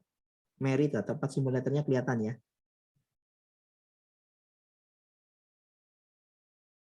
Ya, terlihat ya. Kelihatan. Oke. Oh, sudah. Nah, kita bisa set speed-nya. Set speed-nya itu maksudnya kita bisa lihat aliran datanya. Ini set speed-nya kebetulan 1 detik. Misalnya saya naikkan. Nanti supaya kelihatan. Nanti silakan diatur sendiri mau berapa detik. Misalnya 3 detik lah. 3 detik sedikit. Nah, sekarang kita run. Input. Nah, PC 100, 100. Nah, ini Anda lihat step by step-nya. Nah, sekarang MMAR ke IR. Ya. Lalu setelah MMAR ke IR, PC plus 1. Oh, sini hasilnya seperti ini. Nah, sekarang minta input. Misalnya saya masukkan 30. Saya ganti desimal. Ya, saya ganti desimal. Misalnya 30 desimal. Tik. Nah, 31E. Input 1E. Ke AC 1E. Ya. Terus proses selanjutnya store dan seterusnya. Nah, Anda tinggal lihat di sini. Ini step by step. Ini seperti yang minggu lalu itu saya gambarkan yang pakai panah-panah. Kemudian saya tuliskan PC ke MAR, nilai PC sekian, MAR sekian, terus ke address bus sekian dan seterusnya. Terus saya hapus lagi. Jadi scratch pad. Seperti kemarin yang scratch pad yang saya tulis-tulis itu. Nah, persis kan seperti itu. Nah, cuma karena ini ada sedikit perbedaan arsitektur. Nah, perbedaan arsitekturnya ini antara MBR ini. Kan kalau yang lalu kan dari MBR dulu baru ke AC, tapi ini bisa langsung ke AC. Jadi dari memori bisa langsung ke AC karena datapath-nya dari main memori bisa langsung menuju ke akumulator. Ya, tapi penjumlahan di ALU itu pasti AC ditambah MBR. Nanti sama seperti yang minggu lalu. Demikian seterusnya. Oke, saya stop saja. Nanti silakan Anda coba sendiri di rumah. Ya, sampai di sini ada yang tanyakan? Maaf Pak, izin bertanya. Silakan. Ini Silakan. berarti penjumlahannya ini di ALU, berarti yang data yang dari yang terakhir kali yang kedua, yang dari instruksi kedua itu tidak sampai ke AC ya Pak? Jadi yang sampai ke AC itu langsung hasilnya, hasil penjumlahannya. Instruksi kedua itu yang mana ya? Oh, Pak, misalnya kan ada dua data tuh, yang pertama kan yang ditaruh ke AC itu kan misal 001E, terus yang kedua tuh misal 0008 2D ya Pak. tadi, misalnya 008. Nah, 008 itu tidak sampai ke AC atau dari MBR langsung nanti dijumlahkan ke ALU? ya dari MBR langsung jumlahkan ke ALU. Oh, berarti AC-nya cuma hasilnya langsung. Nah, AC-nya itu untuk operan pertama dan hasil operasi di ALU. Oh, Ya, jadi sama seperti yang kemarin juga, yang contoh yang minggu keempat itu kan misalnya add kan juga sama. Jadi dari konten memori dengan AC kan kemarin yang saya gambarkan kan minggu lalu saya gambarkan nilai pertama ada di AC, kemudian nilai kedua dari MBR langsung ke ALU. Nah, begitu langsung ke ALU dijumlahkan dengan AC, hasilnya disimpan di ALU. Nah, konsepnya sebenarnya sama seperti itu. oh, hasilnya disimpan di AC kan, Pak? Oh, hasilnya disimpan di AC, ya, sorry. Hasilnya disimpan di AC. Ya. Oh, oke, paham Pak. Terima kasih Pak. Ya, sama-sama. Oke. Ada lagi yang mau tanya?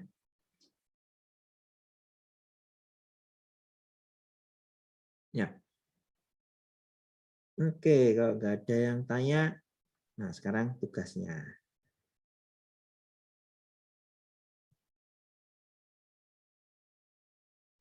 Tugasnya itu adalah tuliskan algoritma dan kode programnya dalam bahasa assembly untuk menyelesaikan persamaan ini.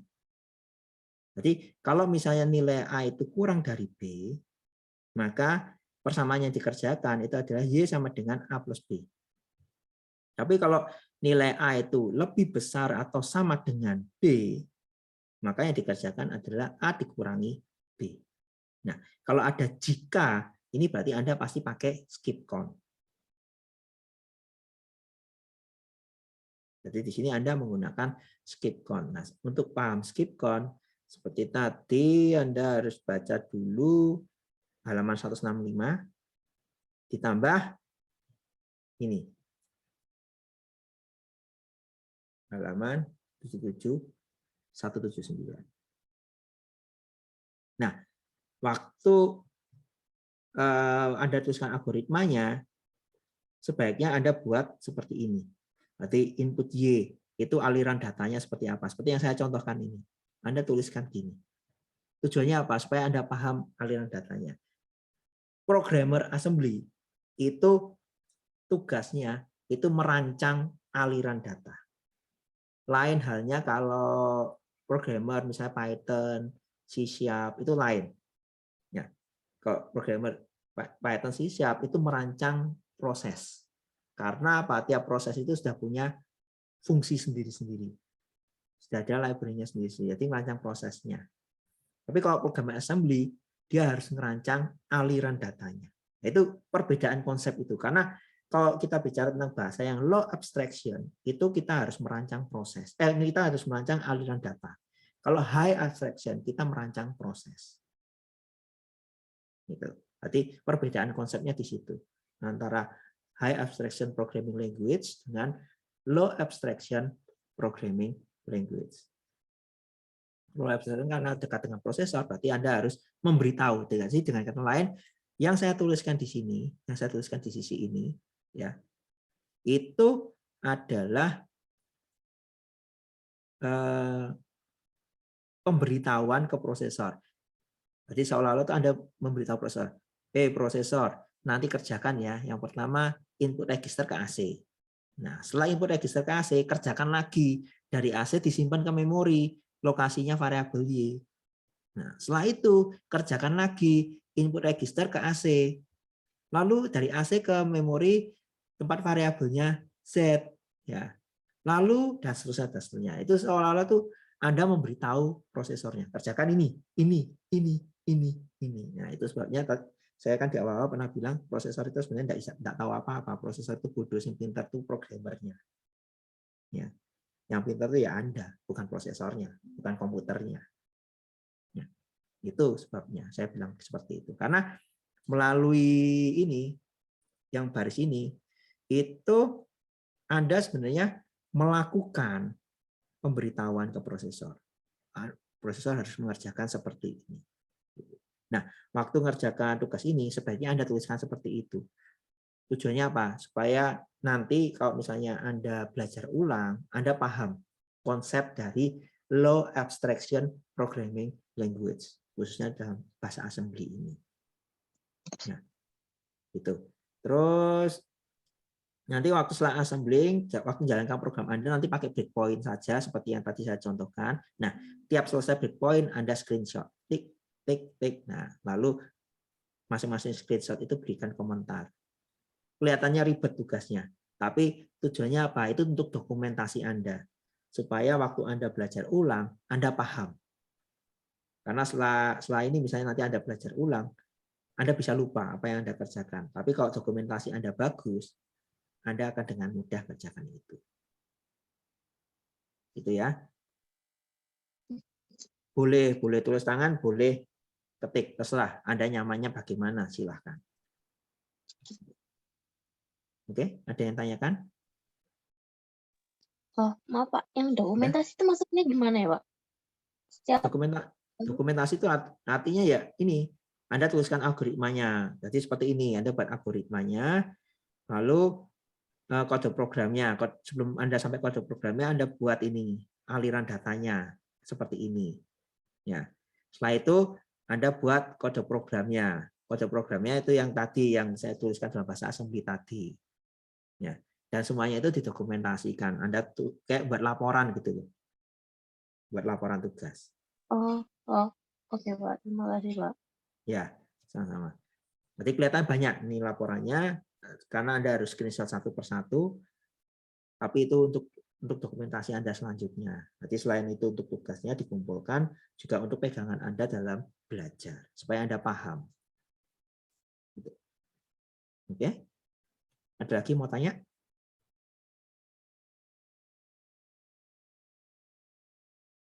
Nggak ada?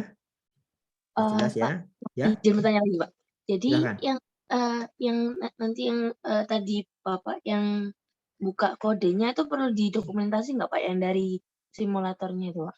Buka kode yang mana? Yang tadi programnya itu loh Pak, yang menunjukkan cara kerjanya yang dari MBR, terus kemudian MLR yang visinya terupdate yang jalan itu loh Pak. Yang DP1 nggak usah. DP1 nggak usah. Jadi Mary DP1 nggak usah. Yang Anda gunakan, yang nanti yang Anda pakai itu yang ini aja. Yang apa? Mary Sim. Jar. Yang ini kelihatan ya?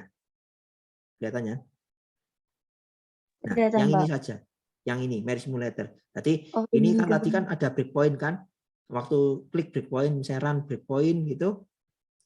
Nah, tadi misalnya saya contohkan lagi. Misalnya ini. Kemudian nanti Anda centang semua. Ya, sampai halt. Sampai menjelang halt gitu ada apa? Sampai sini. Ya, karena begitu halt kan pasti selesai. Nah, atau mau ini juga dicentang nggak apa. Nah, kemudian Anda jalankan run breakpoint, tik. Nah, setelah Anda isi, kemudian Anda jalankan lagi, tik. Ya.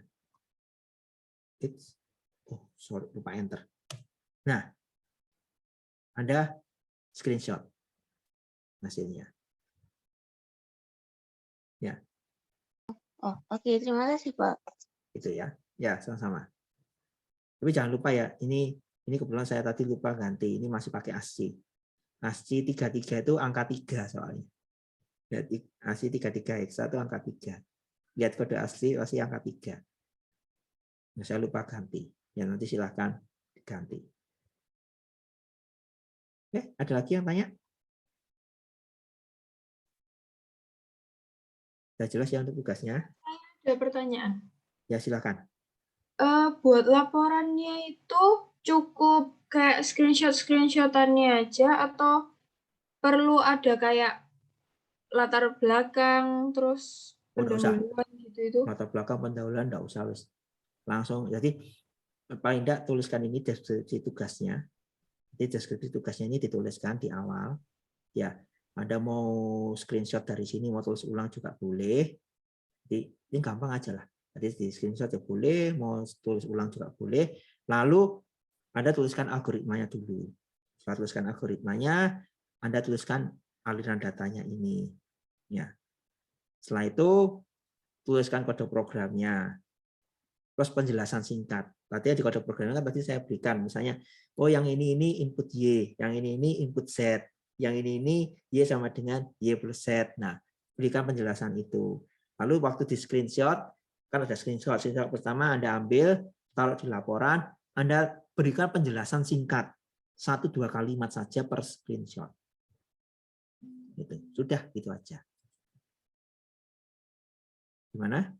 Jelas ya? Jelas, Pak. Terima kasih. Ya, sama-sama. Ada lagi? Oke, kalau nggak ada, ya matanya sudah selesai. Minggu depan itu kuis ya. Minggu depan itu jadwalnya kuis.